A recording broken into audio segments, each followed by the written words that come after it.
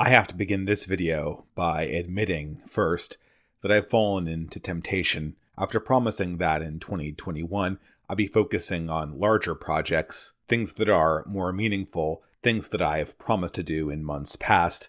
I find myself this week being distracted and persuaded to speak on just plain internet drama.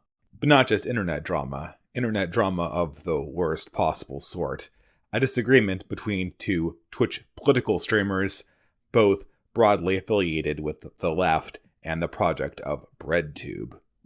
The online debate and discussion I'm referring to here is none other than the discussion between the leftist and anarchist political vlogger Vaush and the Twitch political and debate streamer Destiny. Now, forgive my audience, my regular audience at least, for being nonplussed at hearing about this conversation. After all, neither Vaush nor Destiny have a particularly good reputation among dissident circles, especially dissident right-wing circles. And to be quite honest, they shouldn't have a good reputation. Destiny, in my opinion by far the more tolerable of the two men, cut his teeth on political vlogging by essentially taking the internet blood sports model of conversations and moving it to the Twitch platform.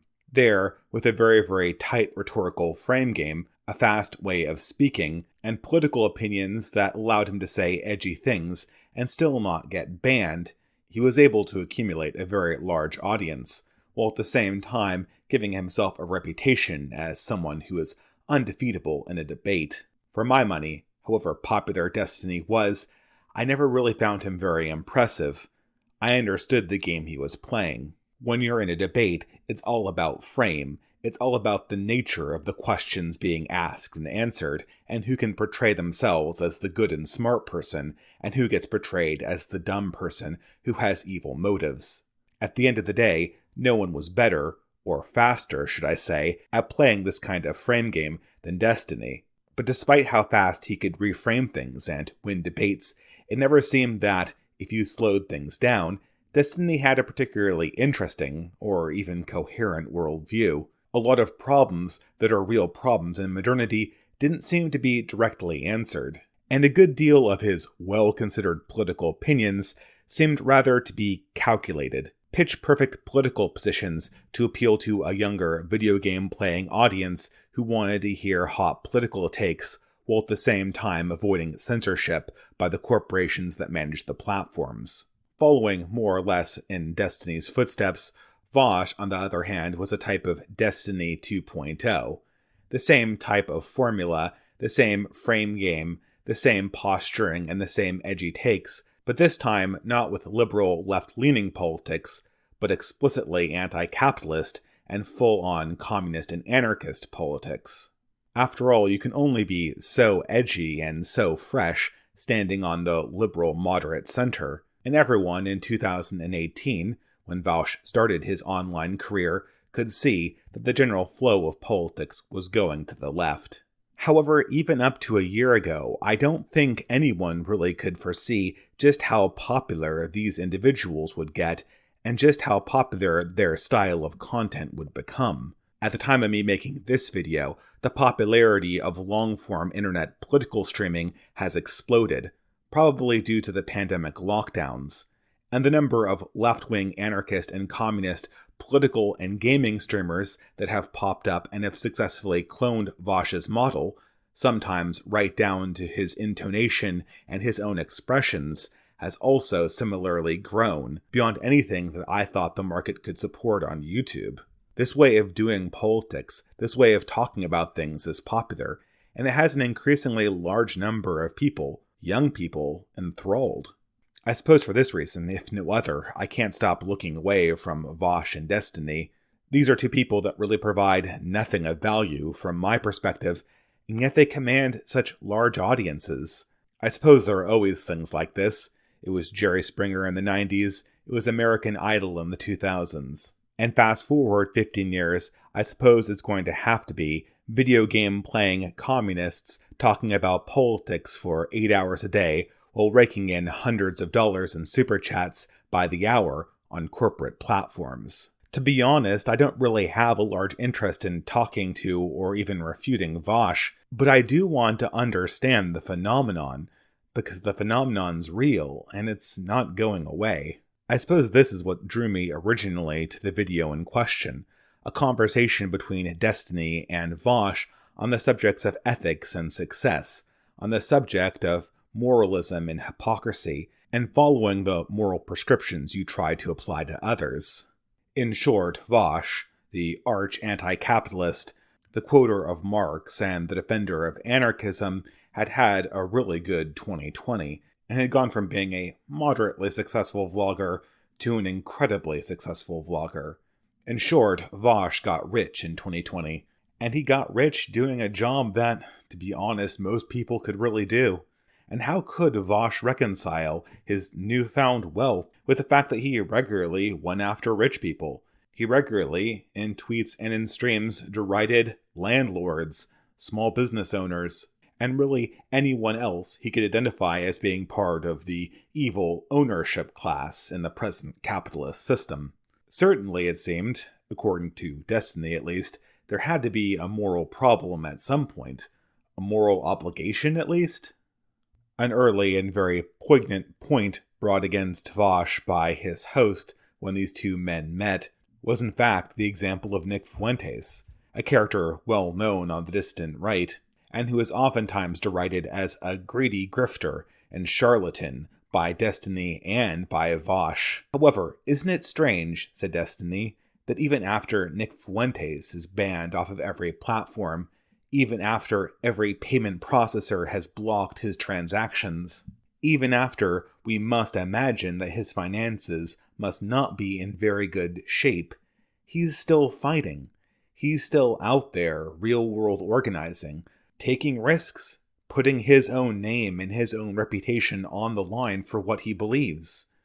Meanwhile, BreadTube, the non-grifters, are sitting fat and happy on fully monetized channels, raking in super chat after super chat while playing video games, making 6 or sometimes even 7-figure salaries while they talk about the coming revolution and the evils of all those business owners and landlords.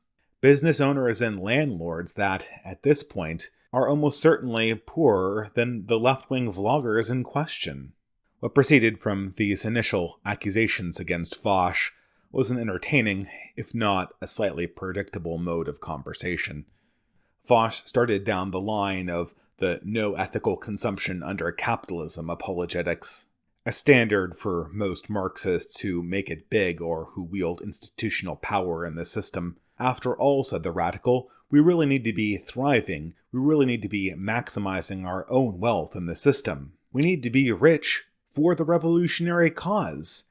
And after all, it isn't the individuals who are the problem, it's the institutions, it's the system, it's capitalism. But what is capitalism without rich people? And did Vaush really have such a de-individuated perspective on culpability across his intellectual career in the last 2 years? Certainly, Destiny was able to furnish a fair number of tweets that showed the exact opposite. Initially, the dodge was simple. Hey bro, it's just a meme, it's just a joke. I was just doing this satirically. Certainly no one as intellectually rigorous as myself, Vaush implied, would ever make serious intellectual accusations against capitalists, business owners, and landlords. After all, it's really only productive to think of the problem of capitalism as an institutional problem.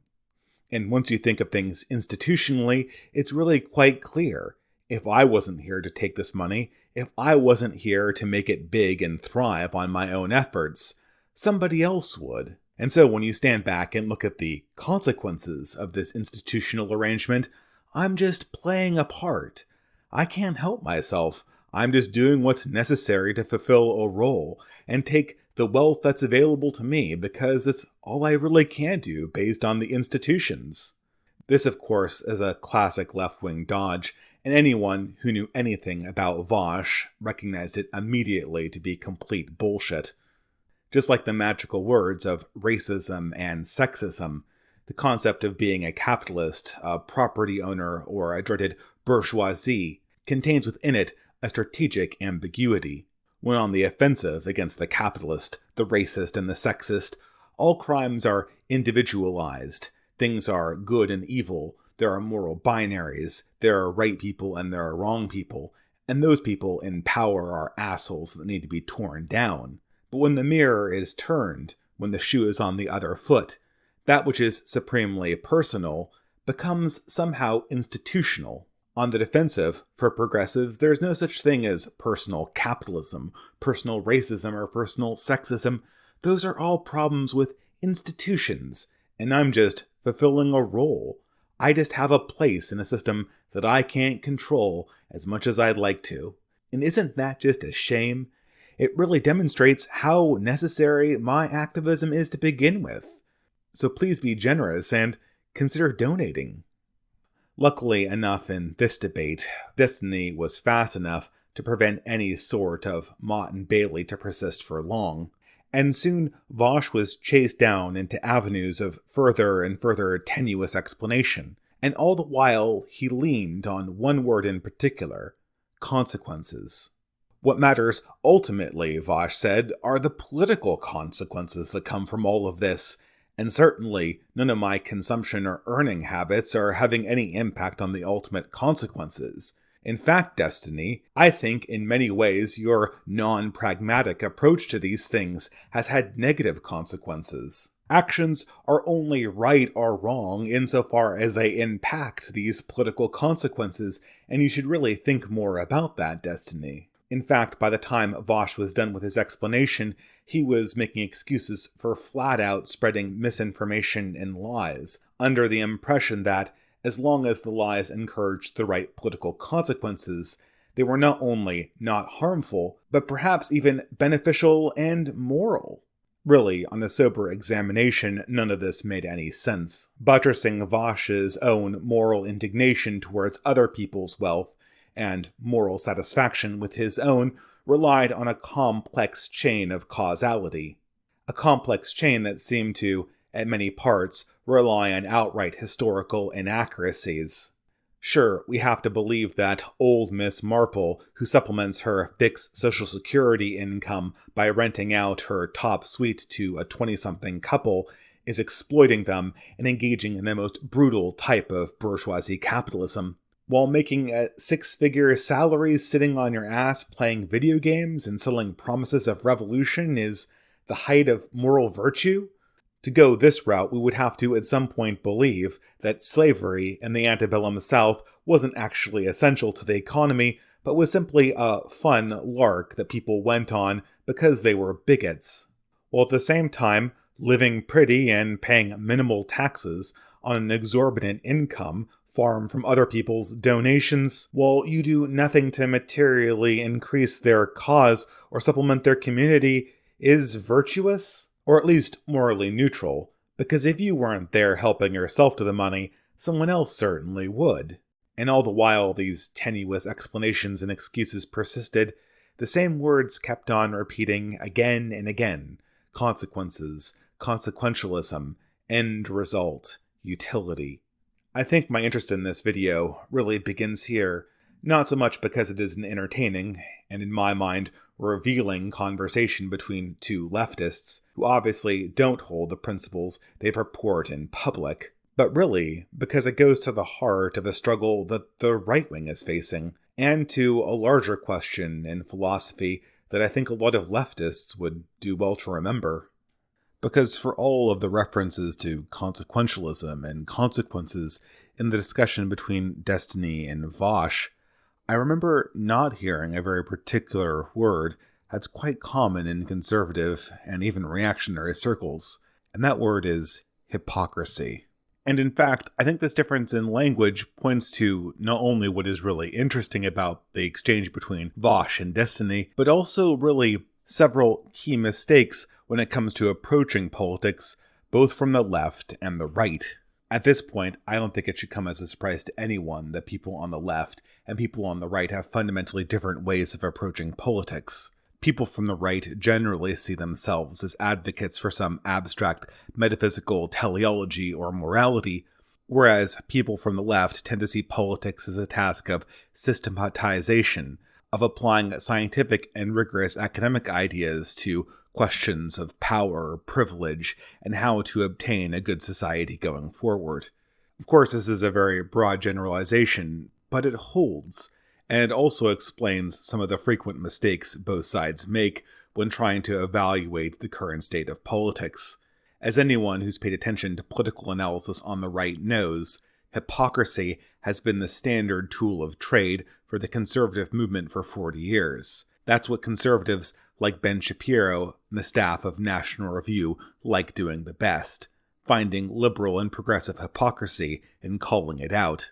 The missing piece of the equation, as is all too obvious now in 2021, is that this thread of hypocrisy is really attached to nothing. The effectiveness of an accusation of hypocrisy was bound to the notion that we had some kind of common and enforced moral system, something perhaps like the old Christian or cultural Christian worldview that was common in the West before 1990. But with the absence of some such moral system, the accusation of hypocrisy doesn't really mean anything. You're just complaining about the fact that your enemy is your enemy. You're just sad about the fact that you've lost the war, that you don't have the power to realize your aesthetic and moral vision in the world in the way that you once did. Conservatives and right-wingers can call progressives hypocrites until the cows come home. Nothing will happen. Conservatives don't have the moral standing to make an accusation of hypocrisy against progressives, because the progressive worldview does not recognize their moral perspective as legitimate to begin with. Furthermore, it fundamentally misunderstands the way that most progressives think about morality to begin with. And this brings me right back to the language and the implicit moral assumptions that were on display in the discussion between Vaush and Destiny.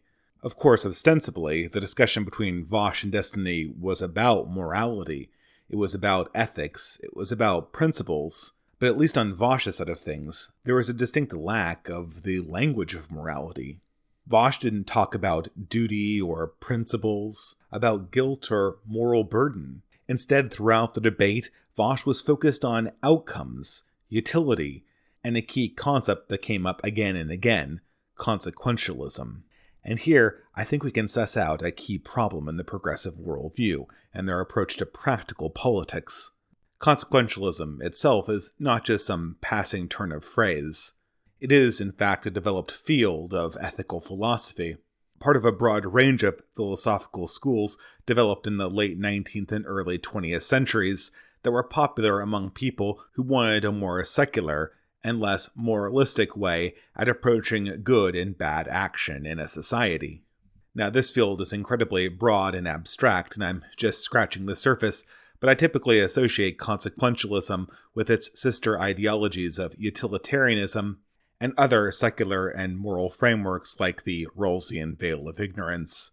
To be brief, in summary, consequentialism states that the ultimate goodness or badness of an action is dependent on its ultimate consequences in the universe, and cannot be judged independently of those ultimate consequences, those ultimate effects, however far in the future they may be. In this sense, consequentialism bears a strange resemblance to utilitarianism, the idea ultimately that good action is in its effect of some kind of general utility. It is in essence an optimization problem, if you will, of human well-being and human thriving. In this sense, both of these frameworks sought to break with earlier notions of classical ethics and the later Enlightenment-era philosophies that sought to continue the traditions of classical moralism, like deontology or virtue ethics.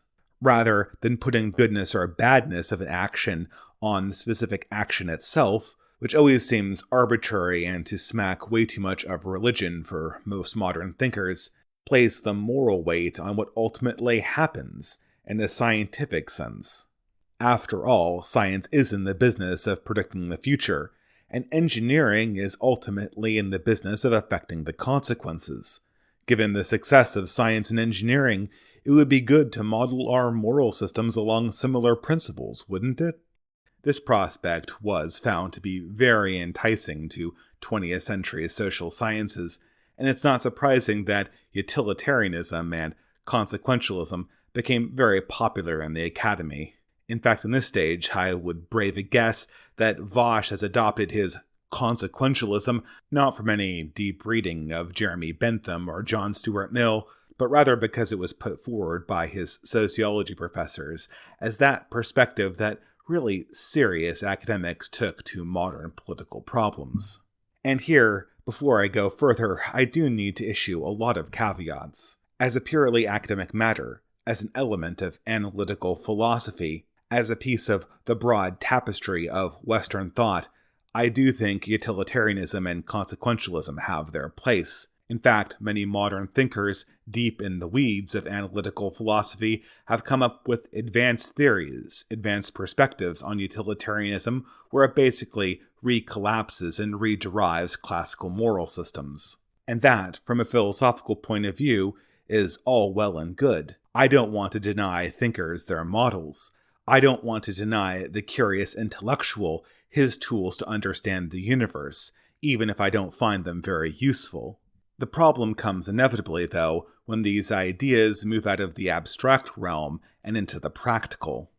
The issue with this entire family of ideas, be it consequentialism, utilitarianism, or even the Rawlsian veil of ignorance, is that they all imagine a completely impractical relationship we have between a decision maker and the moral system. In each case, a utilitarian, consequentialist, or Rawlsian decision maker would have to have ultimate angelic knowledge.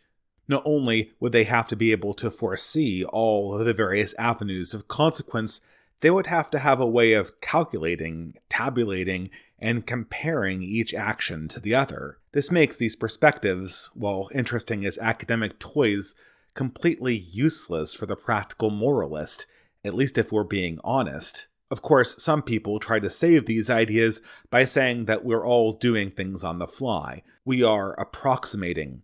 We are performing our moral calculus on the bootstrap. But this isn't really true. If we examine what's going on in people's minds, even in academics' minds, no such moral calculus ever occurs. Practical sociologists, practical ethicists that call themselves Rawlsian or consequentialists don't sit around and publish academic papers about how you might be able to simulate, with a very, very large supercomputer, the exact ins and outs of the Rawlsian veil of ignorance, or the potential consequences of lying or being honest during any given general election. Nobody is concerned with making practical utilitarian algorithms or rules of thumb. No one is working on the release of a rule consequentialist iPhone app. In fact, I think if you mentioned this idea to most utilitarians, consequentialists, or Rawlsians, they would think it would be kind of weird and more or less missing the point.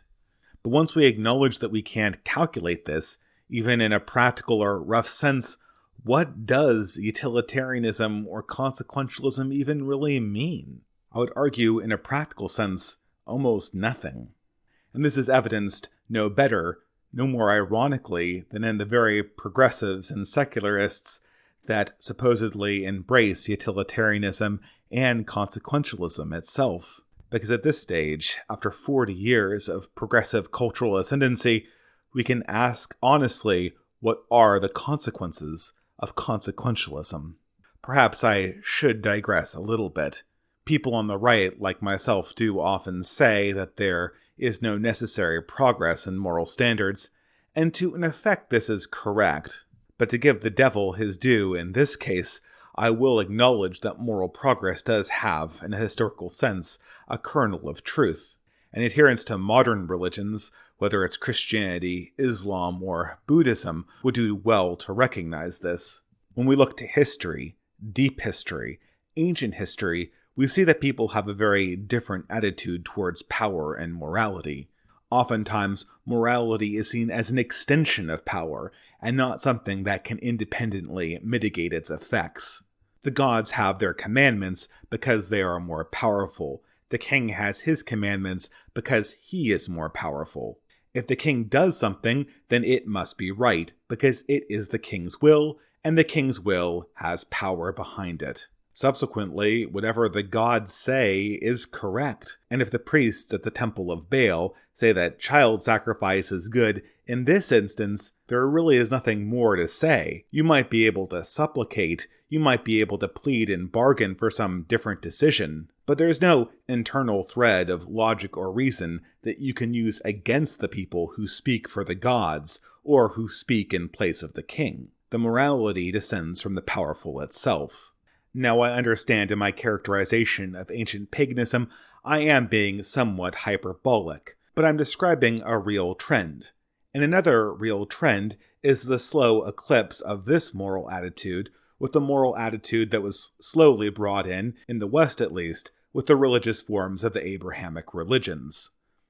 Of course, this process was gradual, and you can see the progress even internally to the documents that make up most Abrahamic religions. But the transformation was accomplished from a moral system that extended from power to a moral system that was coterminal with power. A consistent, eternal, and knowable God who was good and was, in essence, the originator of goodness itself. Under these type of ironclad moral systems and covenants, power would really have a much more difficult time pleading for exception.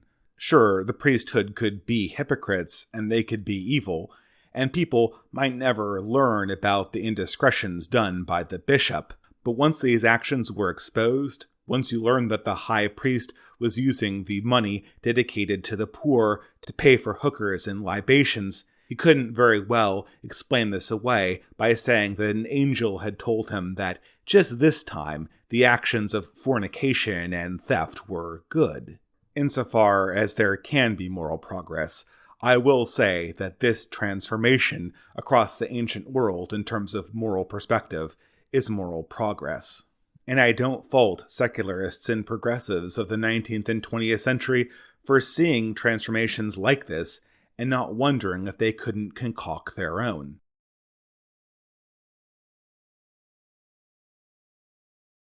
But to the extent that consequentialist and utilitarian perspectives on practical ethics go, are they really an improvement over classical morality? Well, to judge them by their own standards, what are the immediate consequences? To me, at least, in my experience, they are not good. Well, of course, in everyday existence, most people who embrace consequentialism and utilitarianism more or less proceed in their existences like your standard holder of deontology, virtue ethics, or any other more classical form of moral theory. But always in the back of their pocket, they carry around with them the idea that what ultimately grants an action its goodness or badness is what can ultimately be procured, not simply in an immediate sense, but in an ultimate sense. Combine this, once more, with even the theoretical impossibility of making any kind of consequentialist calculations in a formal sense, and the natural human tendency for rationalization and self-interest, and you have a moral disaster waiting to happen. Every action we engage in day to day, moral or immoral, has innumerable consequences we will never know the end of. Evil can come from good, good can come from evil, and there is very little that we, as mortals, can do to predict the ultimate consequences.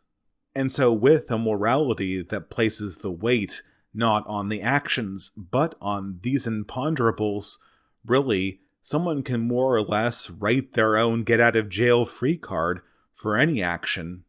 After all, wasn't that lie or deception just minor and done to support a just political cause? And does it really matter if you spread a lie or encourage a misperception in your audience if you think it leads to the proper political outcome? It's the consequences that matter, after all. And if you weren't here doing this unethical action right now, then certainly somebody else would be in your position doing just the same thing.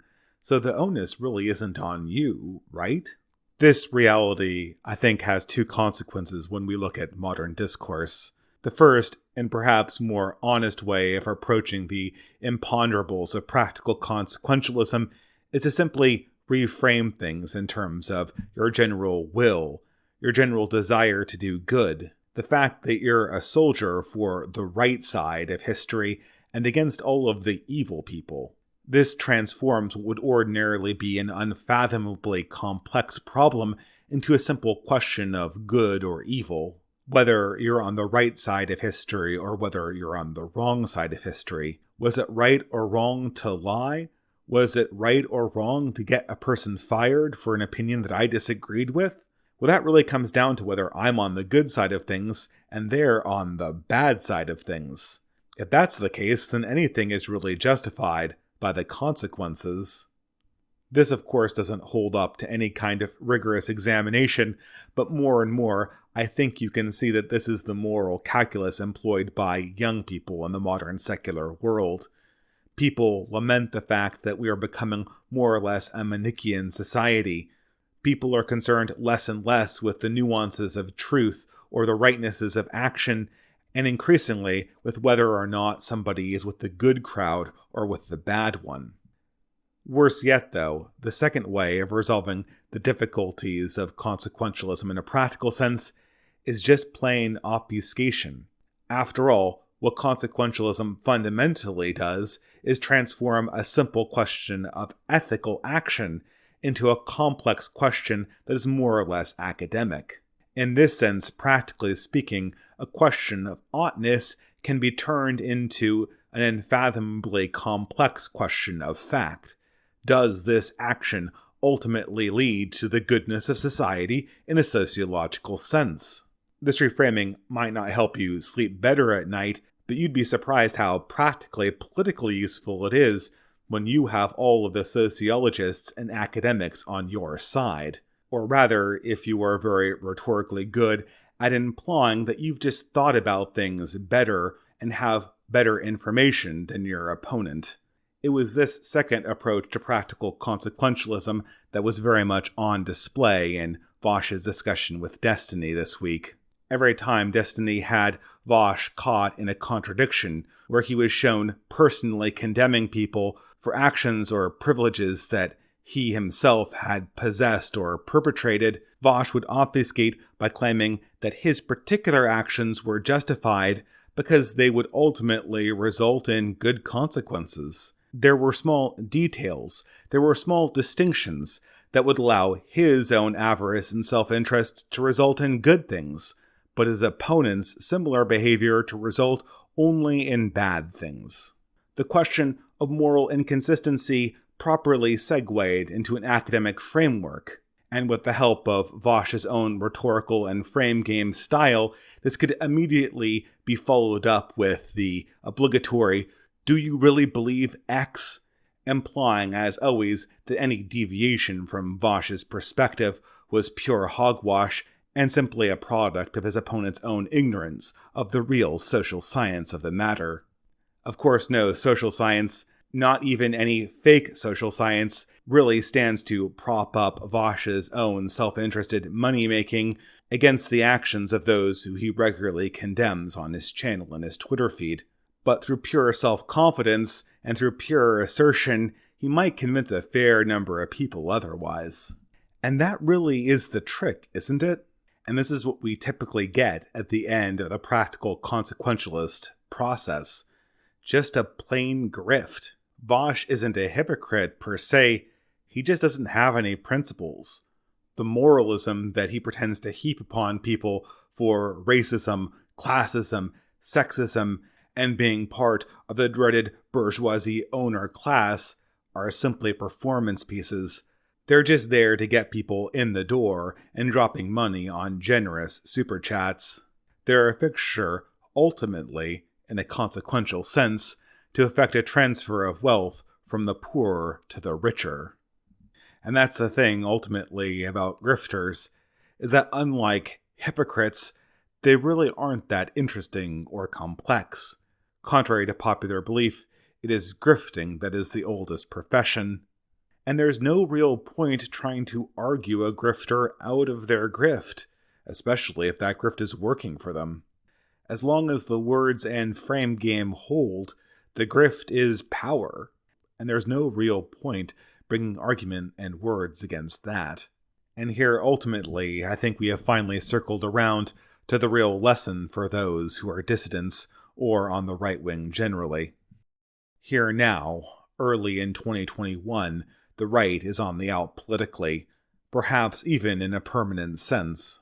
The leaders who are now currently taking power and consolidating it before our very eyes don't even feel the need to uphold the symbolism and image of moral consistency that we in past ages expected them to follow.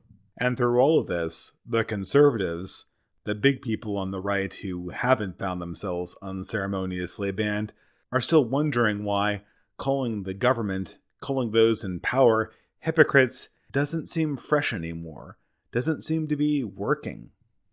The problem is, much like the YouTuber Vaush, our leaders aren't speaking the same moral language as we are. They aren't concerned with correct action, they're concerned with correct consequence. And as long as there is a story that convinces them that they're on the right side of things, that their actions, however individually unethical, will have good consequences, they will be more or less immune to any kind of accusations of hypocrisy. It won't morally register. As such, with a media constantly concocting moral narratives about the dangers of right-wingers and the need for radical and unprecedented action, even actions that might transgress ethical norms of a past age, I don't think the Democrat Party is going to run out of excuses or buttresses for their own radical actions in the future. And I suppose this brings us to a sort of strange historical irony. The very moral revolution that sought to center morality to rule over power, that sought to make rulers the subject of the rules themselves, has not so much been continued by our move towards secular and utilitarian ethics, but in some sense morally undone by them. At this stage, a person in power, a person of the right party, could really do anything, could get away with any amount of lying or any amount of government overreach, and retroactively justify their actions in light of some concocted narrative provided by our very own priest class, the academy, and the media. Since no one can trace the many Byzantine connections between action and consequence, except, of course, the experts themselves, the entire idea that an out-group can enforce morality on those in the inside group is more or less rendered moot. The aristocrats and the priestly caste decide what is right and wrong, and supply the narratives to buttress that, which might be changing on a day-to-day basis. And all of this because, in my opinion, we started asking the wrong questions. The question of morality, obviously, is not how we explain it in some ultimate sense if we had all the information, but rather how we hold ourselves and our leaders accountable to something that we can trace from one point in time to the other. Morality is there to bind the worst and most avaricious instincts both in ourselves and in our rulers. And a moral system that cannot be put plainly in terms of rules and actions, that can be consistently adhered to without reference to some Byzantine form of logic, is really useless for a purpose. It's not set to answer the true question of morality itself in human existence. But once more, I'm digressing. The real question, the real imperative that faces us right now, is not how we got here, but what do we do about it? As I've said in this video, and many times before, one cannot really bring argument against power, real power. But insofar as rhetoric and language might help us out of this situation, I think people who find themselves inside the dissident role in modern society might take a different approach.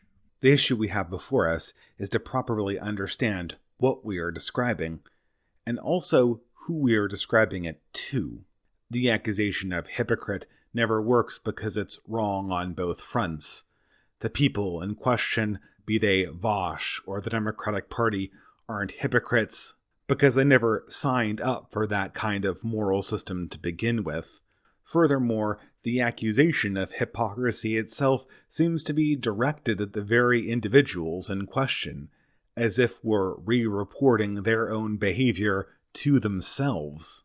I suppose originally this type of language was supposed to encourage repentance and confession, but it's being directed now at an entirely irreligious audience, incapable of that kind of self-reflection to begin with.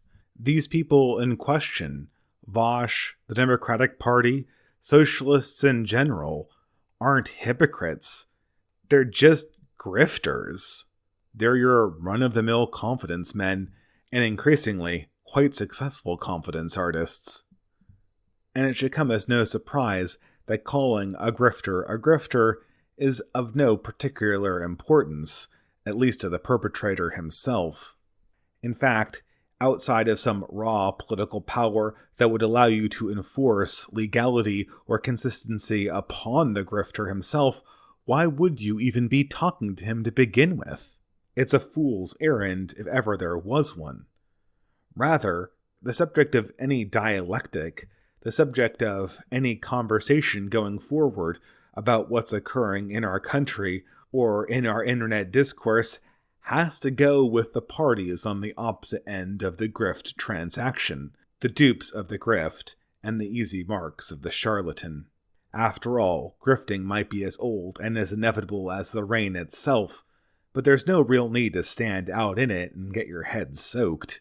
And the people who find themselves in that regrettable position need to be shaken awoke. Going forward into 2021, the subject of our dialectic, the main focus of our conversations, shouldn't be the Democratic Party, the people in power, the ideologues, and the fake socialists online. Our focus should be on their customers, the people who they're selling their shoddy moral ware to.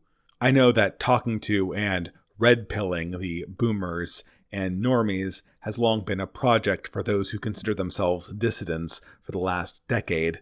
But now that we are entering this new era where the mask has slipped and where the pretense has totally dropped, I think the conversation needs to move forward, or at least change. I'm not saying that we need to be aggressive to people. In fact, as most people know, in conversations I try to be as nice as possible, but we need to react realistically to what's an obvious reality around us. And this needs to be part of how we communicate to people who are still buying the grift, either in real life from the Democratic Party or from online grifters like Vaush. The conversation isn't about the politicians in question or the content creator in question being immoral or hypocrites. That's taken for granted. The question, the subject of the conversation, is how anyone with a functioning mind could ever believe any of this. And slowly, very slowly, I think this message will sink in. And to be sure, I've made this mistake as well. I have 2 videos up right now calling Vaush a hypocrite. You can probably find up to 2 hours of my content pointing out the inconsistencies here or there of that particular man. And all of this is pointless. Because at the end of the day, the pertinent observation is not that Vaush is a hypocrite. It's not even that Vaush is a grifter. The pertinent observation is that the people who listen to Vaush, the people who support him by the thousands and dedicate their hard-earned money to his cause, are fools.